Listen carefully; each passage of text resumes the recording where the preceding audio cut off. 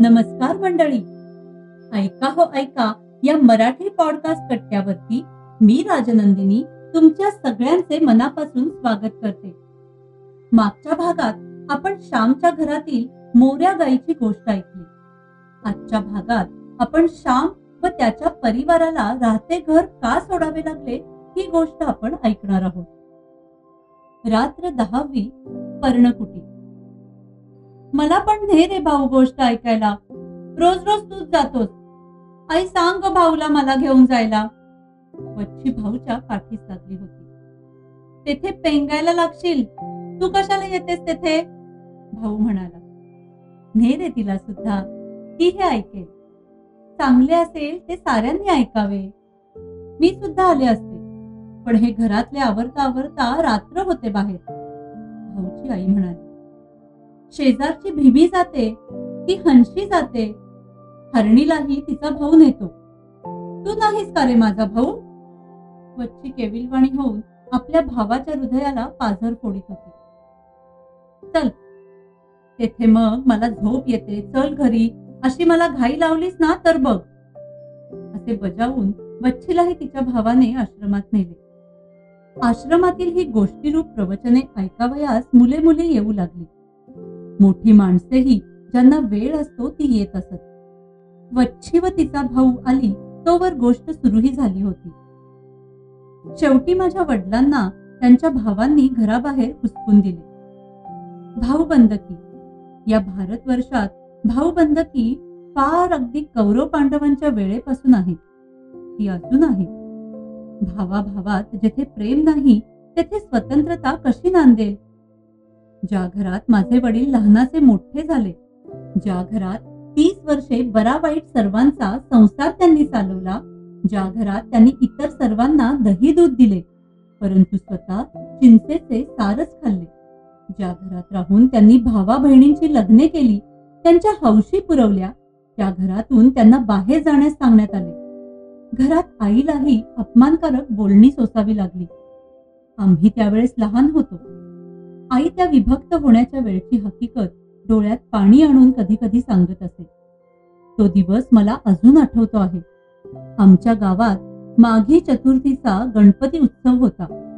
हा नवसाचा उत्सव होता. गणपतीचा सार्वजनिक उत्सव भाद्रपदातच होत असे. महाडच्या धारपांनी हा नवस केला होता.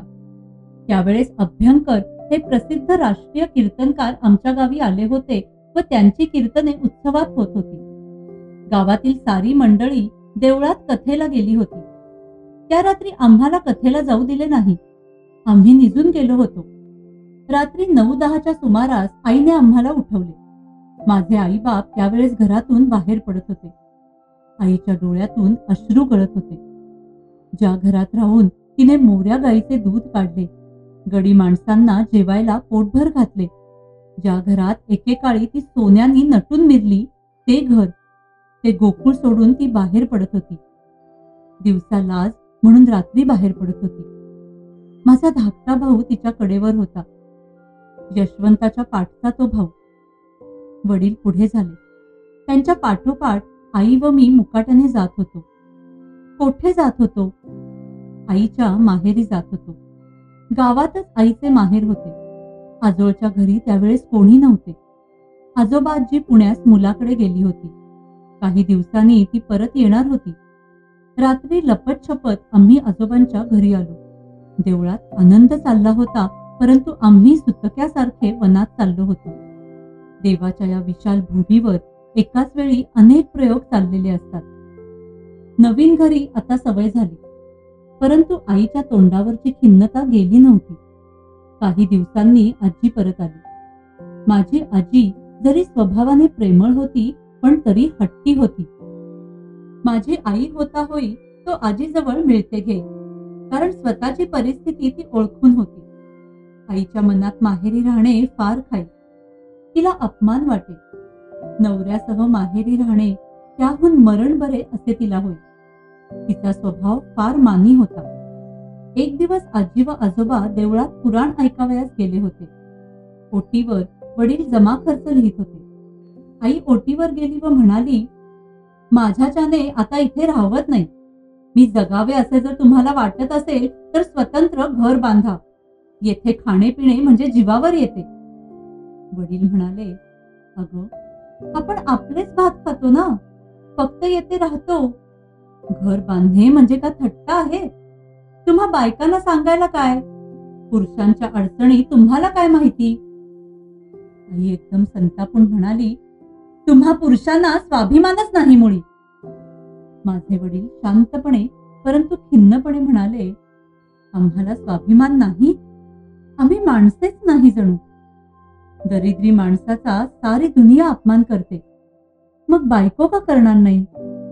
कर, तूही अपमान कर, तूही वाटेल तसे बोल. वडिलांचे शब्द ऐकून आईला रडू आले. तुमचा अपमान करावयाचा माझा हेतू नव्हता हो. उगाच काहीतरी मनास लावून घ्यायचे. पण मला येथे खरंच राहावंसं वाटत नाही. मलाही का राहावे असे वाटते, परंतु तुला आपली परिस्थिती माहिती आहे ना. कर्ज आहे, त्याचे व्याजही देता येत नाही. घर कशाने बांधायचे? कसे तरी गुरांच्या गोठ्यासारखे नाही ना घर बांधायचे. त्यात राहणे म्हणजे अपमान असतो. वडील आईची समजूत करत म्हणाले, गुरांचा गोठाही चालेल, परंतु तो स्वतंत्र असला, आपला असला म्हणजे झालं. अगदी साधी गवतारू झोपडी बांधा. तेथे राहण्यात मला अपमान वाटणार नाही, परंतु माहेरच्या माणसांकडे येऊन राहणे नको. माझ्या भावांच्या बायका उद्या आल्या तर त्याही एखाद्या वेळेस अपमान करतील. आधीच येथून जावे. मोठ्या कौलारू घरात राहण्यापेक्षा पानाची झोपडी बरी. अशी झोपडी बांधायला फार खर्च नाही येणार. या माझ्या हातातील पाटल्या घ्या. या पुरल्या नाही तर नथही विका. नथ नसली, पाटली नसली तरी अडत नाही. कोणाकडे मला जायचे आहे? आपली स्वतंत्रता हीच आपली शोभा. कपाळाला कुंकू व गळ्यात मंगळसूत्र एवढे मला पुष्कळ झाले. स्वतंत्रता गमावून ही नथ व या पाटल्या कशाला? असे म्हणून माझ्या आईने खरेच नथ व पाटल्या वडिलांच्या पुढे ठेवल्या. वडील स्तंभितच झाले. तुला इतके दुःख होत असेल हे मला नव्हते माहिती. लवकरच लहानसे घर बांधतो, असे वडिलांनी आश्वासन दिले. माझी आई सांगते की स्वतंत्रता मिळवण्यासाठी दागदागिने फेकून दे. स्वातंत्र्याचा साज, स्वातंत्र्याचा शृंगार हा सर्वांना शोभादायक व मौल्यवान शृंगार होय. आमच्या वाटणीस आलेल्या लहानशा जागेवर झोपडी बांधण्यास आरंभ झाला. मातीच्या भिंती होत्या, कच्च्या विटा. त्यात कोकणात मापे म्हणतात. विटांहून आकाराने मापे मोठी असतात. या मापांच्या भिंती उभारल्या. घर गवताने शाकारिले. घरातील जमीन तयार करण्यात आली. अक्षय तृतीयेच्या मुहूर्ताने नवीन घरात प्रवेश करण्याचे ठरले. आईला वाईट वाटत होते व आनंदही होत होता. शेजारी दिरांची मोठी मोठी घरे होती आणि आपले लहानसे गवतारू घर असे तिच्या मनात येईल. परंतु ती पुन्हा म्हणे, काही झाले तरी हे स्वतंत्र आहे. येथे मी मालकीण आहे. येथून मला कोणी उठ म्हणणार नाही. झोपडी वजा घराची वास्तुशांती करण्यात आली. प्रथम घरात देव नेऊन ठेवले, मग सामान ठेवले. नारळाचे घाटले आईने केले होते. प्रसंग साजरा केला पाहिजे होता. दिवस सारा गडबडीत गेला. वडील लोकांना सांगत होते, तात्पुरते बांधले आहे, पुढे मोठे बांधले. परंतु आई आम्हास म्हणे, यांच्या हातून घर आता केव्हा कोठून बांधले जाणार? मला मोठे घर आता देवाकडे गेल्यावरच मिळेल. परंतु ही मठीच माझा स्वर्ग आहे, कारण येथे मी स्वतंत्र आहे. येथे मिंधेपणा नाही. येथे खाल्लेली मीठ भाकर अमृताप्रमाणे लागेल, परंतु परक्यांकडे खाल्लेली बासुंदी पुरी नको. त्या दिवशी रात्री आम्ही अंगणात बसलो होतो. आकाशात तारे होते. चंद्र केव्हाच मावळला होता. आईला धन्यता वाटत होती. घर लहान होते, परंतु घराच्या पुढे व मागे मोठे अंगण होते. हेच जणू खरे घर. आई म्हणाली, श्याम, नवे घर तुला आवडले का? मी म्हटले, हो, छान आहे आपले घर. गरिबांची घरे अशीच असतात. आपल्या मथुरीचे घर असेच आहे. तिला आपले घर फार आवडेल. माझे शब्द ऐकून आईला वाईट वाटले. जी मथुरी आमच्याकडे कांडायला येईल, तिच्या घरासारखे आपले घर नाही. आईला वाईट वाटले नाही. ती म्हणाली, होय, आपण मनाने श्रीमंत हो, खरंच हो. मी म्हटले. इतक्यात आकाशातून एक तारा तुटला. आई एकदम गंभीर झाली. धाकटा भाऊ म्हणाला, आई, केवढा ग तारा होता? आई गंभीरच होती.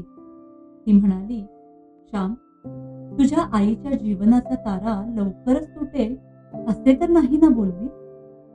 मला बोलवण्यासाठी तर नाही ना आला तो तारा?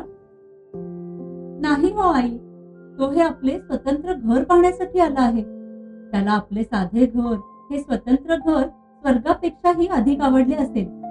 यमुनेच्या पाण्यात गोपाळांनी हात धुतल्यावर जे शीतकण पाण्यात पडत ते खाण्यात स्वर्गातील देव येत असे त्या हरिविजयात नाही का?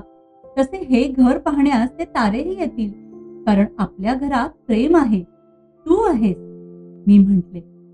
माझ्या पाठीवरून वात्सल्याने भरलेला हात फिरवीत आई म्हणाली, श्याम, कोणी रे तुला असे बोलावायला शिकवले? किती गोड व सुंदर बोलतोस. खरंच आपले हे साधे सुंदर घर ताऱ्यांनाही आवडेल, साऱ्यांना आवडेल. चला तर मग मंडळी, आज इथेच थांबूया. पुन्हा लवकरच भेटूया आपल्या नवीन भागाबरोबर. तुम्हाला आमचा हा भाग आवडला असेल तर लाईक करा, फॉलो करा आणि शेअर करा. आणि हो, ऐका या मराठी पॉडकास्टच्या इंस्टाग्राम, फेसबुक आणि युट्यूब पेजवर हा एपिसोड तुम्हाला कसा वाटला हे कळवायला विसरू नका. तोपर्यंत ऐकत रहा ऐका मराठी पॉडकास्ट. धन्यवाद.